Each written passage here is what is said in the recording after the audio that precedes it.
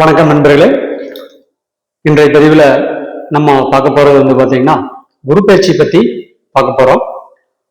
குருவானவர் 1ஆம் தேதி, அதாவது மே 1ஆம் தேதி இரவு 1:50 மிதுன ராசியிலிருந்து கடக ராசிக்கு தன்னுடைய பிரயாணத்தை ஆரம்பிக்க போறார். இப்போ நம்ம இதற்குண்டான பலன்களை பத்தி பார்க்கலாம்.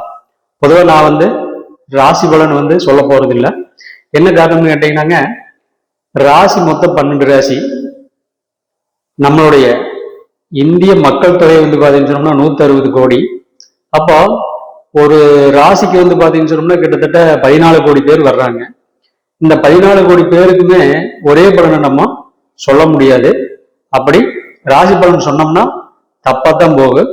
அதனால நான் ஒவ்வொரு ராசிக்கு என்ன பலன் நடக்குன்னு சொல்ல போறதில்லை. ஆனா இந்த குரு பயிற்சி வச்சு பிருகுநந்தி நாடி மூலமாக என்னென்ன பலன் நடக்கும், எந்தெந்த ராசிக்கு நல்லா இருக்கும், எந்தெந்த கிரக அமைப்புகள் இருக்கிறவங்களுக்கு நல்லா இருக்கும் அப்படிங்கிற ஒரு பதிவை பத்தி இதுல பார்க்கலாம். பொதுவா குரு பாத்தீங்கன்னு சொன்னோம்னா கடக ராசியில வரப்போறாரு. அப்போ நீங்க எந்த லக்னமாகவோ இருங்க, எந்த ராசியாவோ இருங்க, அதை பத்தி நம்மளுக்கு தேவையில்லை.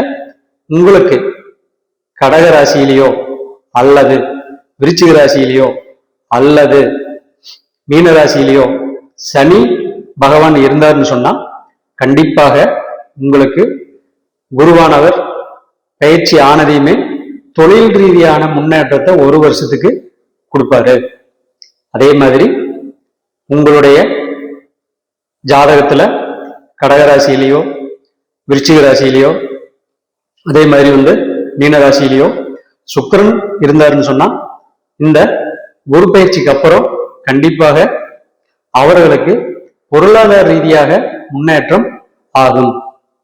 அதே மாதிரி உங்களுடைய ஜாதகத்துல கடகராசியிலேயோ விருச்சிக ராசியிலேயோ அல்லது மீன ராசியிலேயோ புதன் இருந்தாருன்னு சொன்னா கண்டிப்பாக இந்த குரு பயிற்சிக்கு அப்புறம் படிக்கக்கூடிய மாணவர்கள் காலேஜில் இருந்தாலும் சரி, ஸ்கூல்ல இருந்தாலும் சரி, பொதுவாகவே குரு புதனும் சந்திரன் வீட்டுல சேர்றது அப்படிங்கிறது பாத்தீங்கன்னா அறிவை விருத்தி பண்ணக்கூடிய அமைப்பை குறிக்குங்க. அதே மாதிரி விருச்சிக ராசியில புதன் இருந்தாலும் குருவனுடைய பார்வை புதனுக்கு கிடைக்குது. அதே மாதிரி மீன ராசியில புதன் இருந்தாலும் குருவனுடைய 9ஆம் பார்வை புதனுக்கு கிடைக்குது. இதை நம்ம பார்வைன்னு எடுத்துக்கிறத விட பிருகுநந்தி நாடி மொழிப்படி சேர்க்கை நிறைய எடுத்துக்கலாம்.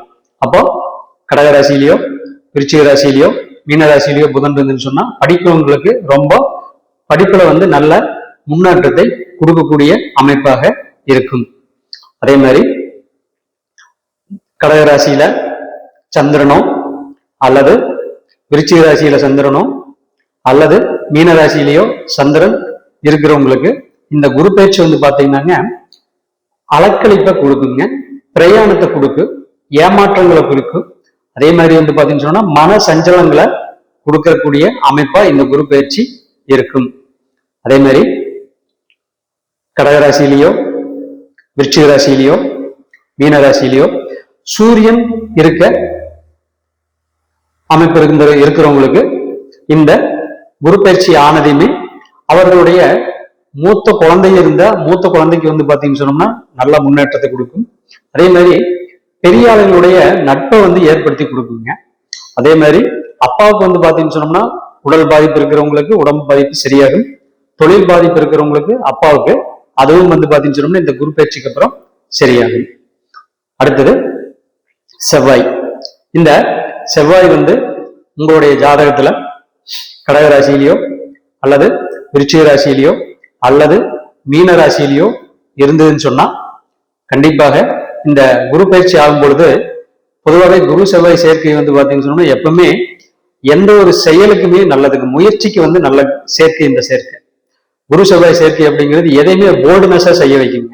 அப்போ புதிய முயற்சிகள் நீங்க ஆரம்பிச்சீங்கன்னா கண்டிப்பா அதுல சக்சஸ் ஆகும்.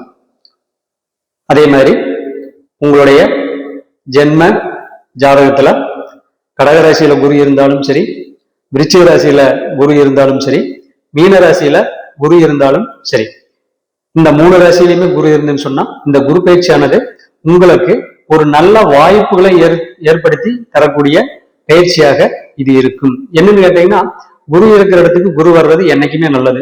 அப்ப பிளஸ் இன்டு பிளஸ் என்னைக்குமே பிளஸ் தான். அப்போ இந்த குரு வந்து பாத்தீங்கன்னு சொன்னோம்னா இந்த கடகராசியில வரும் பொழுது கண்டிப்பாக குரு இருக்கிறவங்களுக்கு நல்ல பலன்களையும் பொருளாதார ரீதியான முன்னேற்றத்தையும் தொழில் ரீதியான முன்னேற்றத்தையும் கண்டிப்பாக கொடுக்கும். அதே மாதிரி கடகராசியில ராகு, விருச்சிக ராசியில ராகு, மீன ராசியில ராகு இருக்கிறவங்களுக்கு இந்த குரு பயிற்சியானது கொஞ்சம் கவனமா இருக்கக்கூடிய அமைப்புல இருக்குங்க. என்ன காரணம்னு கேட்டீங்கன்னா, குரு ராகு சேர்க்கை என்னைக்குமே நல்லதில்லை. இந்த குரு ராகு சேரும்போது கண்டிப்பாக விபத்துகளை கொடுக்கும், எதிர்பாராத தோல்வியை கொடுக்கும். அதே மாதிரி வந்து பாத்தீங்கன்னு சொன்னோம்னா நிறைய முன்கோபங்கள் வரும், உடல்நிலையை பாதிக்கும். அப்போ இந்த குரு பயிற்சி வந்து பாத்தீங்கன்னு சொன்னோம்னா ராகு கடகத்திலேயோ விருச்சிகத்திலேயோ மீனத்திலேயோ இருக்கிறவங்களுக்கு மத்தியமமான பலனை தான் கொடுக்குங்க. அதே மாதிரி கேது கடகராசியில அல்லது விருச்சிக ராசியில அல்லது மீன ராசியில இருக்கிறவங்களுக்கு இந்த குரு பயிற்சியானது வந்து பாத்தீங்கன்னா பொதுவாகவே இந்த குரு கேது சேர்க்கை எப்பவுமே ஆன்மீக விஷயங்களுக்கு நல்லது. ஒரு விஷயத்தை வந்து உள்வாங்கறதுக்கு வந்து இந்த கிரக சேர்க்கை ரொம்பவே நல்லது. இருந்தாலும் கூட இந்த குரு கேது சேர்க்கை அப்படிங்கிறது வந்து பாத்தீங்கன்னா ஒரு மன அழுத்தத்தை வந்து கொடுக்குங்க. அப்போ இந்த குரு கேது சேர்க்கை கடகத்திலேயோ அல்லது கேது வந்து விருச்சிகத்திலேயோ அல்லது மீனத்திலேயோ இருந்தாலும் இந்த சேர்க்கை ஏற்படும். எனவே இந்த குரு கேது சேர்க்கை இருக்கிறவங்களுக்கு கொஞ்சம் பலன் வந்து பாத்தீங்கன்னு சொன்னோம்னா சுமாராத்தாக இருக்கும். இப்ப அடுத்தது வந்து பாத்தீங்கன்னா குரு வந்து பாத்தீங்கன்னு சொன்னோம்னா கடகராசியில் இருக்கும் பொழுது குருவுக்கு வந்து பாத்தீங்கன்னாங்க 3வது வீடு, 7வது வீடு, 5வது வீடு, 10வது வீடு, 11வது வீடு, இந்த வீடுகள்ல வந்து பாத்தீங்கன்னு சொன்னோம்னா சுக்கிரன், புதன், சனி, இந்த 3 கிரகங்கள் இந்த குறிப்பிட்ட இடங்கள்ல இருக்கும் பொழுது அவருக்கு இந்த குரு பயிற்சி ரொம்பவே நல்லதான் பண்ணுங்க. அதே மாதிரி இந்த செவ்வாய் பிளஸ் ராகு இந்த 2 கிரக சேர்க்கையும் என்னைக்குமே கடகராசியில இருந்தாலோ விருச்சிக ராசியில இருந்தாலோ அல்லது மீன ராசியில இருந்தாலோ இந்த குரு பயிற்சியானது அவங்களுக்கு கண்டிப்பாக பிரச்சனைகளை தான் கொடுக்கும். அதே மாதிரி இந்த செவ்வாய் ராகு சேர்க்கை வந்து குருவுக்கு 3வது வீடு, 5வது வீடு, 7வது வீடு, 11வது வீடு, இந்த வீடுகள்ல இருந்துன்னு சொன்னா கண்டிப்பாக அவங்களுக்கு வந்து கெடுதலான பலன்களை தான் கொடுக்குங்க. அப்போ உங்களுடைய ஜென்ம ஜாதகப்படி இந்த சேர்க்கைகள் உங்களுடைய ஜாதகத்துல இருந்துன்னு சொன்னா கண்டிப்பாக இப்ப நான் சொன்ன பலன்கள் தான் கண்டிப்பாக நடக்கும். இதை வச்சு நீங்க செக் பண்ணி பார்த்துக்குங்க. நன்றி, வணக்கம்.